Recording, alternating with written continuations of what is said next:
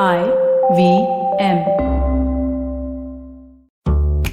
Hi, I'm Rohan Joshi, and on my podcast, the show about crypto, I've been having some pretty cool conversations with industry experts about what exactly cryptocurrency is and what makes it so exciting. If you haven't already, please check it out on the IVM Podcasts Network. Now, a quick shout out to my fellow crypto heads. We've got a listener survey going on, which will take not more than 10 minutes of your time to fill out. So please check the link in the description and help me out by filling it up. Don't forget to tune into a show about crypto on the IVM app and wherever you get your podcasts from.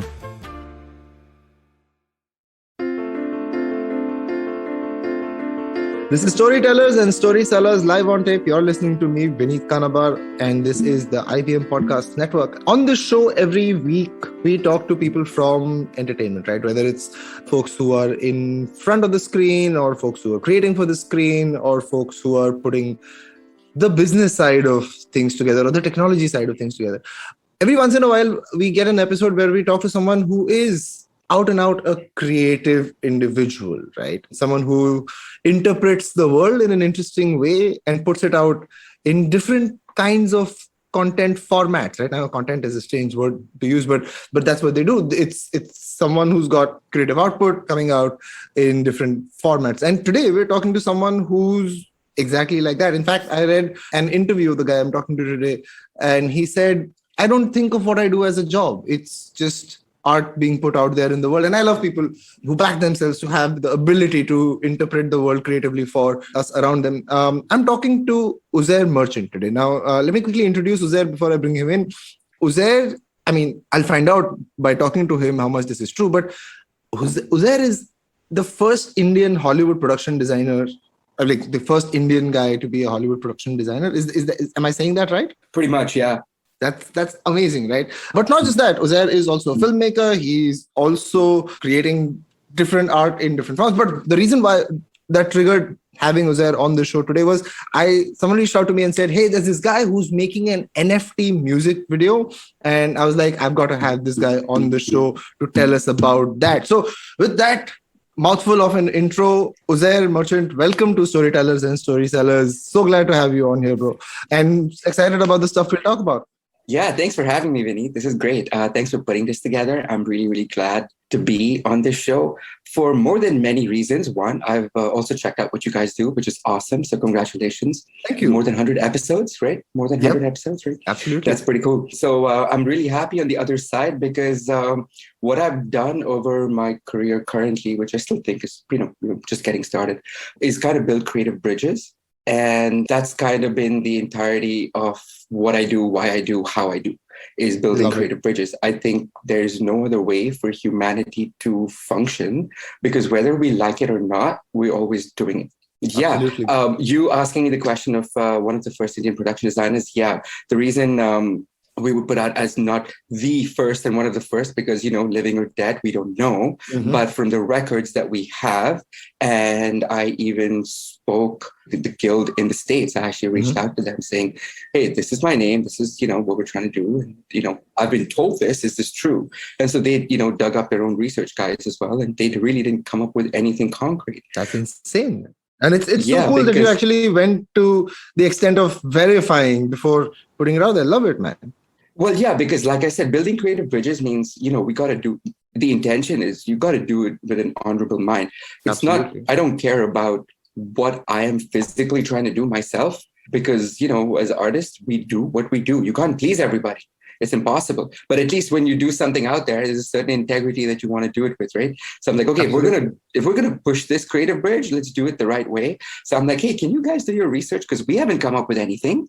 And we've done our checks and no one's come up with anything. So I just want to make sure. And they were like, yeah, you wouldn't be wrong to say that. And we're like, oh, wow. Because, amazing. it's kind of hard to do what we do, holding, and I mean this in the nicest way possible. I have an Indian passport still. But when you have that, it's not easy to do what we do on this side of the world. Mm-hmm. I'm not saying that it would make a difference with another passport or not. It doesn't make a difference. What I'm saying is to join the business on this side, there's certain levels you go through, the union and et cetera, which usually means by the time you do that to get to where you get to, you don't have your original nationality. You hold nothing of where you originally besides the values that you keep. And so that's why I think that journey is so hard to actually make that. And the funny thing is, me doing that happened as well on a film that was called The Misfits, which is the first ever Hollywood film to be shot in Abu Dhabi.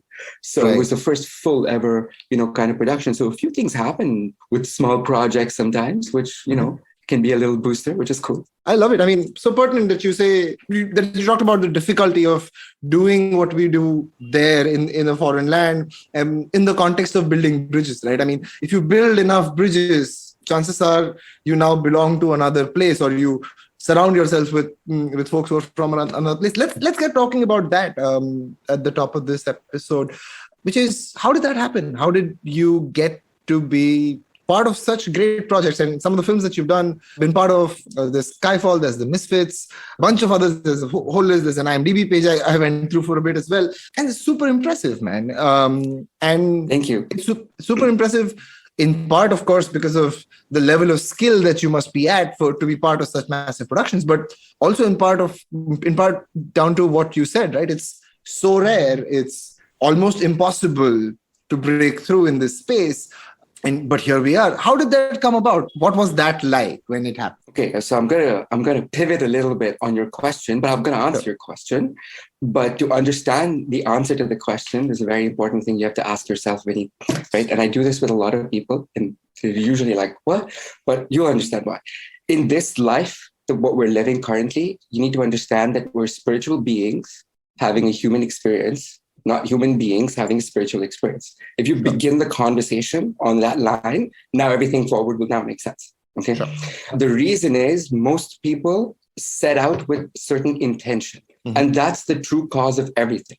So being Muslim, that's the cool root of how Islam functions. However, me being an artist had nothing to do with that, because I was born a martial artist. I've trained martial arts my entire life since I was 3. Right. And I competed internationally my entire life. I still train. And I think that I owe a lot of credit to, because when you've kind of adopted a certain martial art mindset, you have to go into a dojo every day knowing you're going as a student. That's it. Doesn't matter age, doesn't matter what, right? And if you continue to kind of live like that, therefore, you can now build certain creative bridges with those intentions. Therefore, now I'm going to answer your question. Why? It's because when you set out with the intention of, I'm only here to make money, you're only going to build those bridges. Usually they burn. Right. Because money. As soon as nobody's money. Yeah. As soon as nobody's making money, those bridges are. Yep. Okay. So why the intention is important is that I started working professionally when I was 13 years old. I've been working ever since. So I've done things I was VR game testing in Dubai in the 90s when I was 9 years old. There was newspaper articles about it, right? So I was in that space long before people realized, that space. And so I was coding at 13 and then got into music, DJing through high school, which then led to photography. My dad, bless his soul, he passed away last year. He was an interior designer. And so I grew up in a workshop. So I had that side. My mom is in the entertainment business in Dubai with, something called Global Village. And so I grew up in that space. So I saw both sides, but I never wanted either world. And, I would go this side and that side and be like, nah, too commercial for me. I don't like it. And at like 8 years old, I remember telling them, I'm not going to do what you do. But when I was in Dubai at that point, that's all you could see was architecture, interior. These are the only kind of things around you, right? And so I was always trying to break out and do different stuff. And I was like, okay, you know what? Got to do something different. So I ended up going to the UK for university. The deal I had with my parents was I will pay for my expenses there. So I was working 4 jobs through university, figuring out what am I going to do in this space, but I know for sure it's not going to be that. I come across design for film and TV, which is production design. And instantly it was like, oh, this is what I was born to do. This is literally what I was, built to do. I'm able to live in these multiple worlds at the same time and, be able to design it. But funny enough, the minute I got on that path, I was 18 at that point. I knew at that point that I'm going to build a career based on art. When I mean art, I mean what I define my surroundings of art. Why? Because each person has their own interpretation of art, right?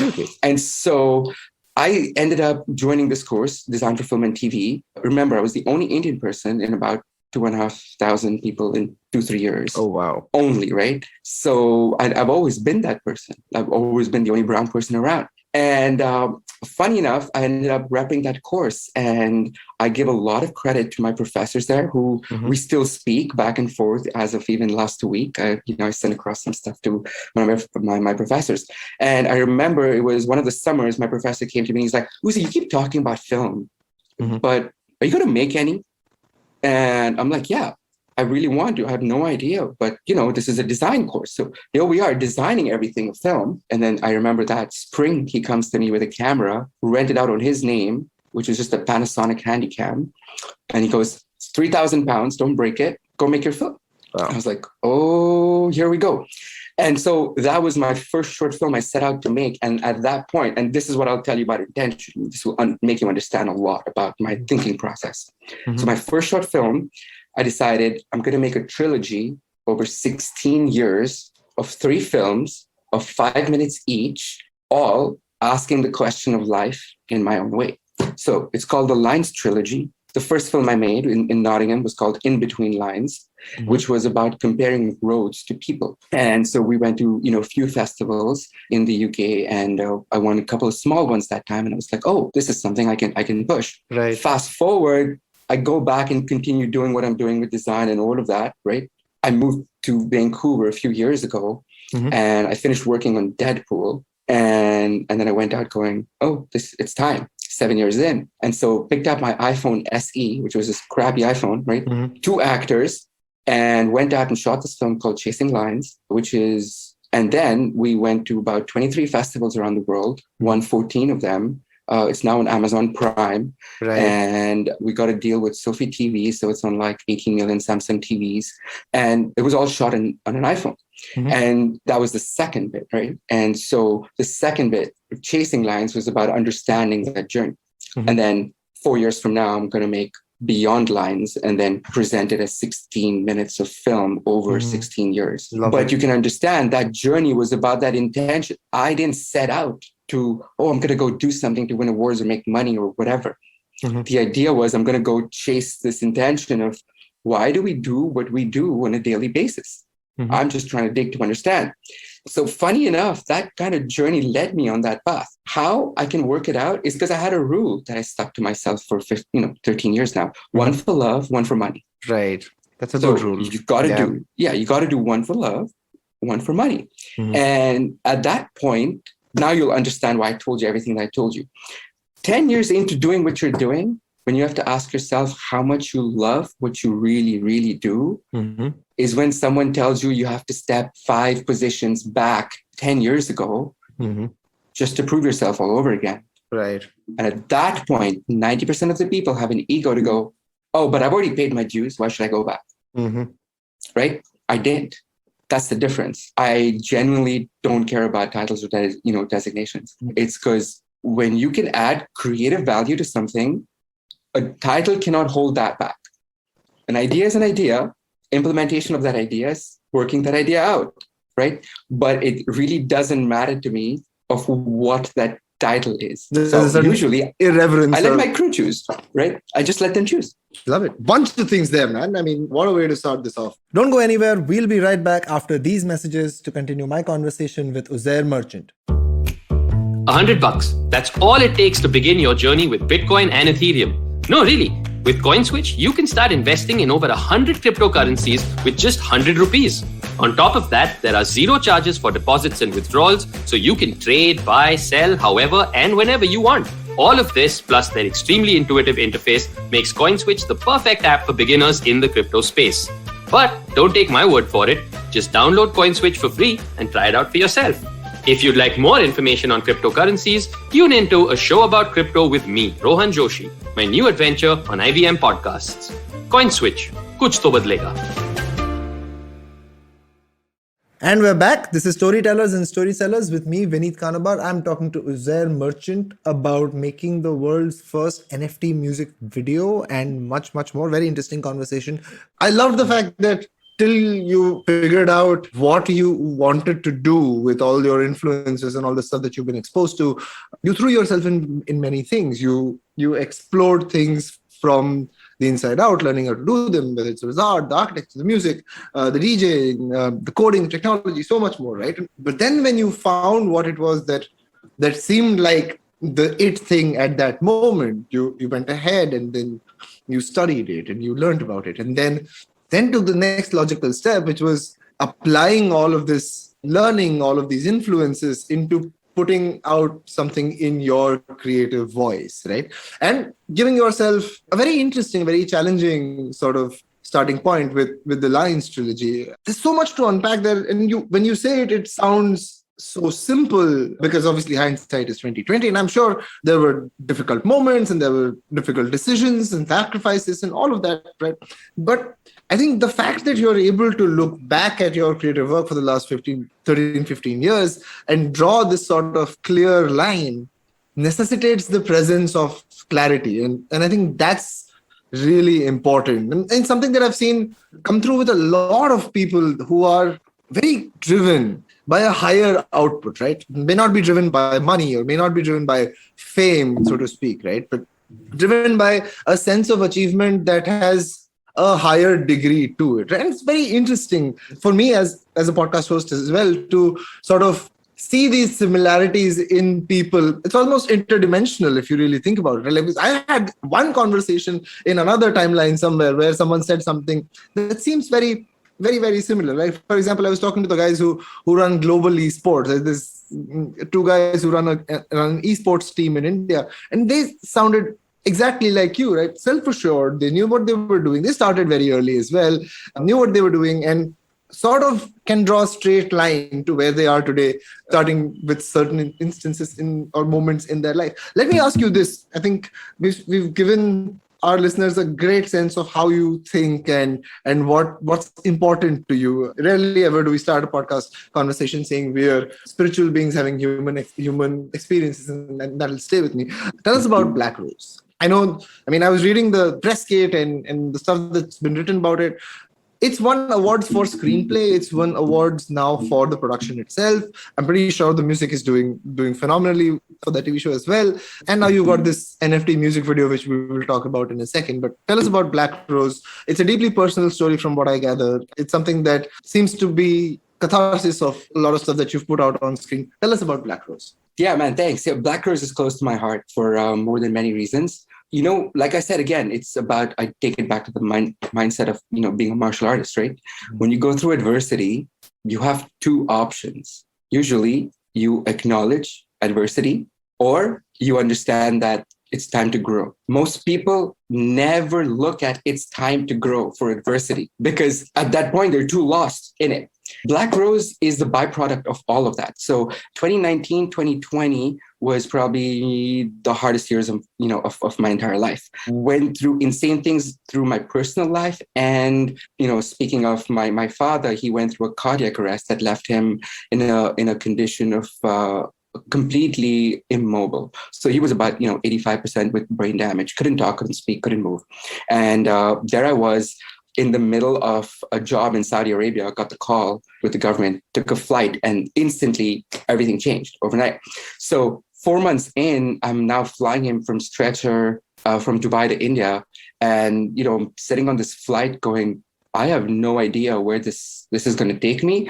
But usually through my entire life, when I've had to deal with adversity, it comes out through art. Usually in my younger days, it was really dark art, which was, I used to paint or, do stuff which was very in a dark sense. It then went into writing with poetry and stuff like that, which was also in that sense. So I remember sitting on the flight and, I'm looking at my dad on the stretcher with the doctor there. And I'm just like, I whipped my phone out and, I just wrote a couple things. And it was just lines that I was writing. Mm-hmm.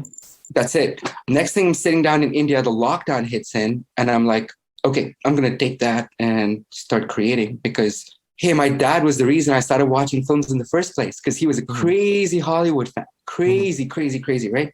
So even though he couldn't hear me, I would sit down there in hospital every day and just start writing and talk to him.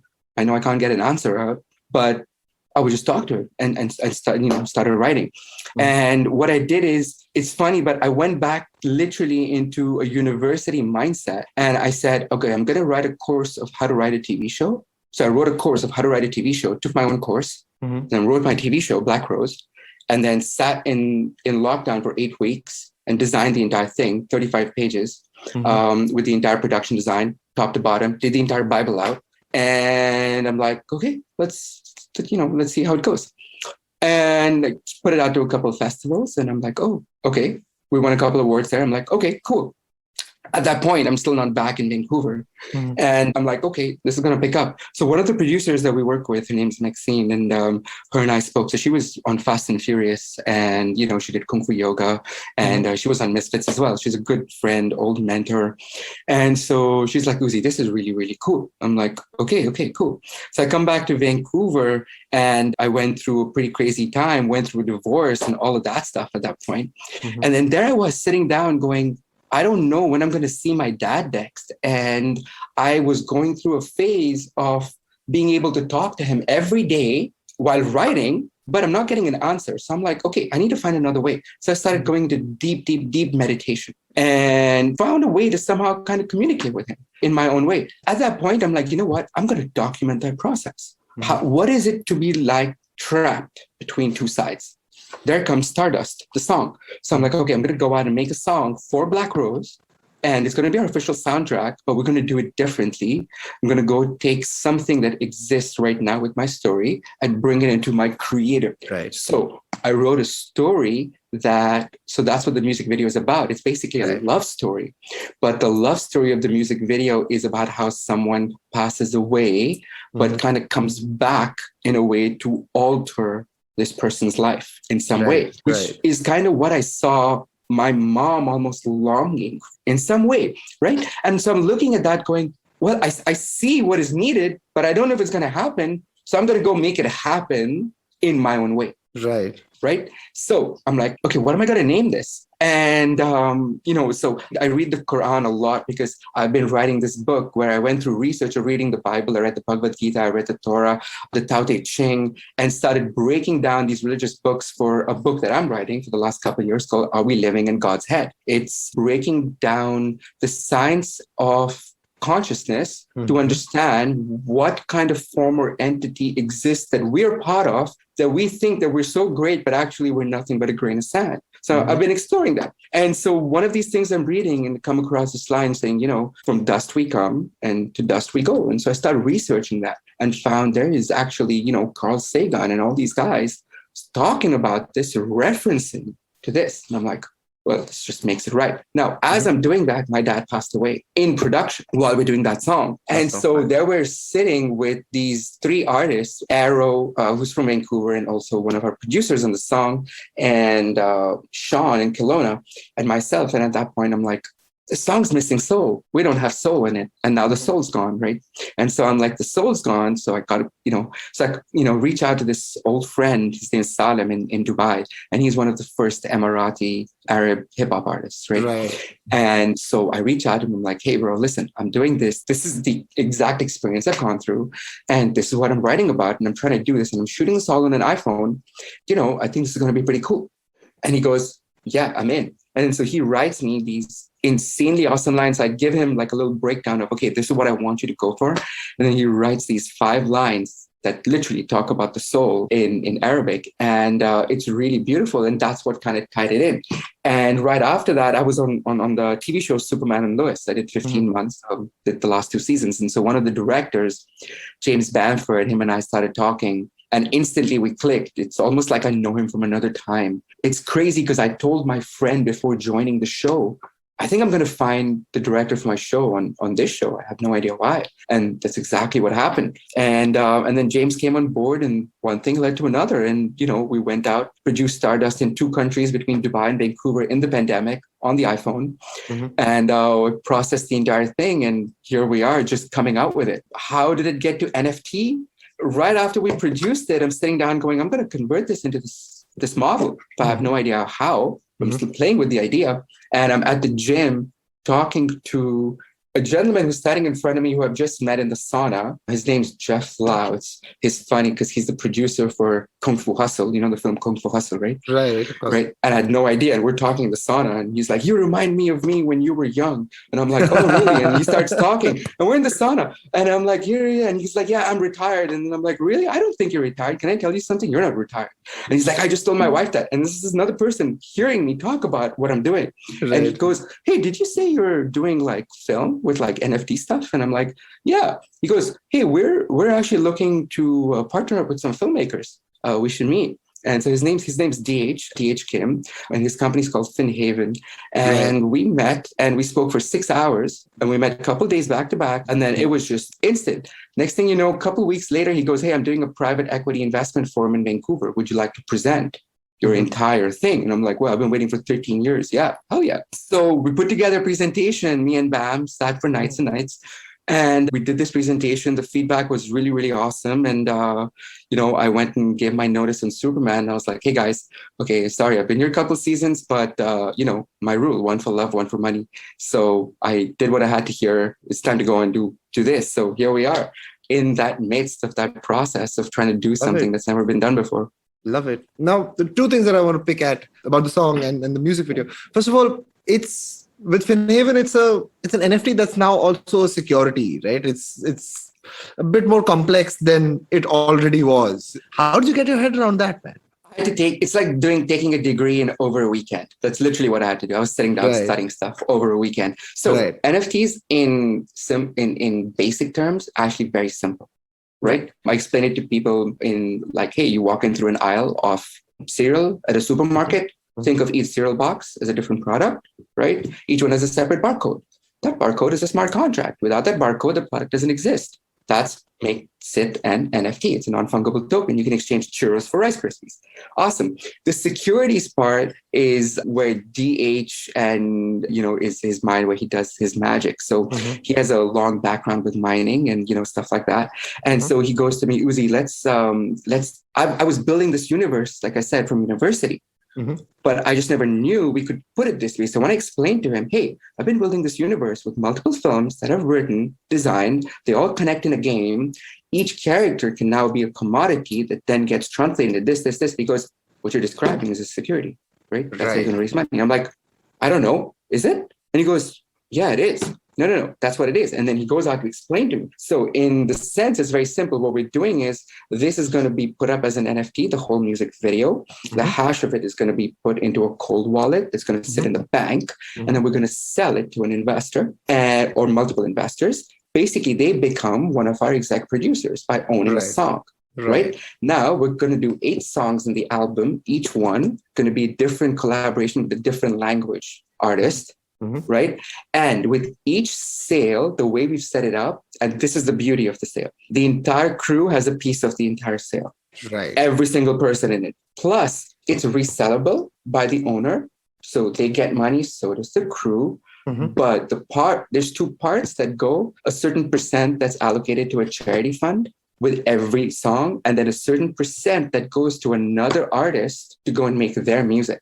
Right. So we're going to hold out a competition going, "Hey, here's $10,000. Who wants to go make your next music video?" And when we give them that, the only caveat that we have on that is we're not going to take any rights or anything. We're helping you make your stuff. The only thing we're going to say is when we help sell your stuff, you have to take the same percent out and give it to another artist. Love it, man. And so that's why the NFT with the security side, because as investors, you know what you're getting into. It feeds into the bigger universe of Black Rose, which is the multiple characters that we're already in pre-production for. And the beauty of all of this is all of this fits together on one platform that we're launching soon called Metaism, which is our NFT marketplace. So it's an invite-only NFT marketplace, both sides, users and artists. It's very cool, man. And is it the first time that you're dealing with NFTs, or have you had previous experience working on stuff like this? With my personal NFTs, this is the first time that I'm doing stuff. I've helped other people work on their stuff and design stuff for them. But again, because I told you, it's all about timing, right? Timing is everything. And so I knew when the time is right, it will happen when it's due. Love it. Sort of round this off, let me ask you about NFTs, man, and how they feature in the calculus of someone who's an artist or someone who's putting out creative material. I know there's everything under the sun that's been already written and said about them. But what I want to ask you is, from a very personal artist's perspective, for someone who's creating art in the 21st century now, in 2022, should they automatically be looking at NFTs as a way to monetize, a way to store their creativity in the long term, to collaborate? Should NFTs start becoming more central to how artists consider putting their material out? 100%. I've been talking about this for 13 years, bro. And I'll tell you why, and you'll understand. I'll explain to you very simply, right? The model that we're creating is the beauty of NFTs is not NFTs, it's the application of NFTs.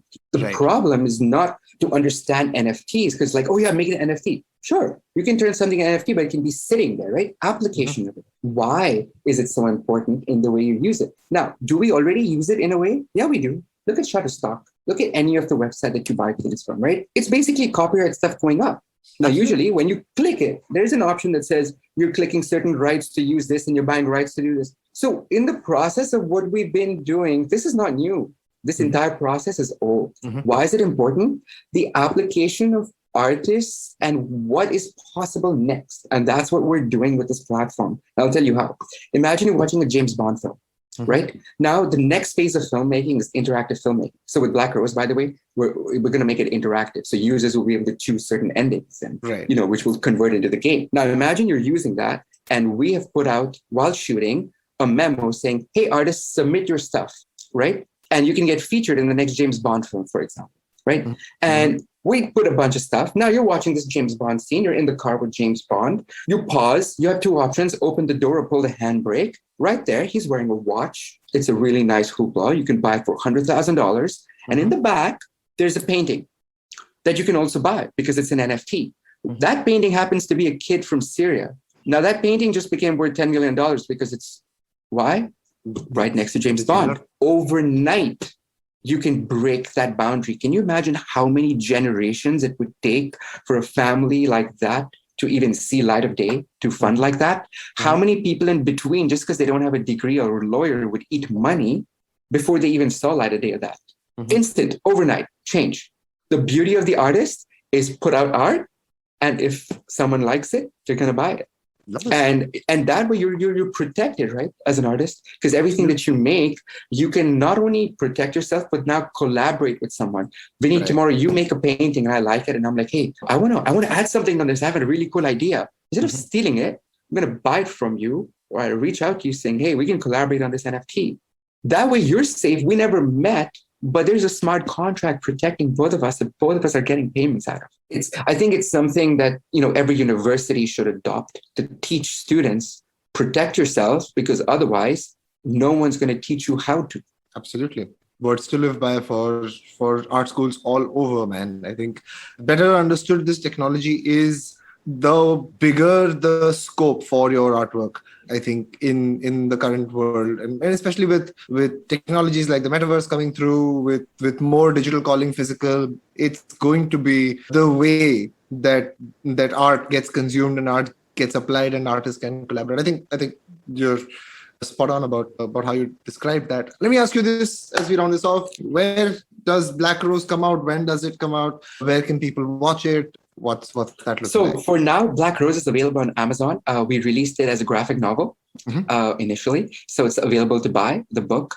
And what we're doing is we're in pre-production right now, hoping to get it going this year. And because we're trying to come up with a very different, unique production. So you'll be able to experience this universe pretty soon, starting with Stardust. And actually, we're going to be going to the studios next week to work on the next track. So that's going to be back up and running soon. So yeah, Black Rose is in the making right now with pre-production.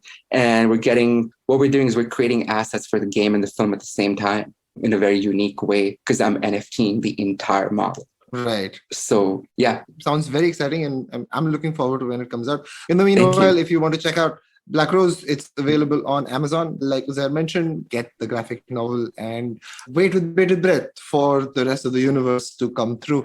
Uzair, thank you so Thank much you, Vinny. for spending time with me talking about how you do what you do. Super exciting, all the stuff. Thank you. And I really love the approach that you bring to the stuff that you're doing. I wish you all the best with Thank you. Stardust, with Black Rose, and with all the other cool stuff that you're getting up to. I hope you had fun, man. Thank you, man. This was amazing fun. I want to give a shout out to your team for setting this up, to Rani as well. Vinny, thanks for having me. It's a great podcast. I'd love to come by again anytime you guys have me over. And, for people watching, listening, if anyone has questions or needs help as artists, the Creative Lab, my company, was set up for that. We try to help artists publish their stuff. If you've written something, we publish it for you. We don't take rights. It's to help put your stuff out there. So check out the song Stardust, and thank you for having me, guys. This has been very exciting. And you can reach Uzair, whether you want to check out his work or you need help as an artist, you can reach Uzair at Uzair Merchant on Instagram. That's right. I think that's the one. Instagram, all social media, Uzair Merchant. You'll be able to find me. Yeah, reach out, and, always happy to help collaborate with artists. Love it. And if you like this episode or you like me and my show, tell me about it on social media. I'm at Ashcharya Fuck It. It's a mouthful, but it's a fun word. Or you can write in at IVM Podcast on any of your social platforms, any social platform of your choice. That's it from Uzair and I on this episode of Storytellers and Storysellers. I hope you had fun listening, as much fun as we had putting this together. That's it. This is Vineet Kanabar saying goodbye.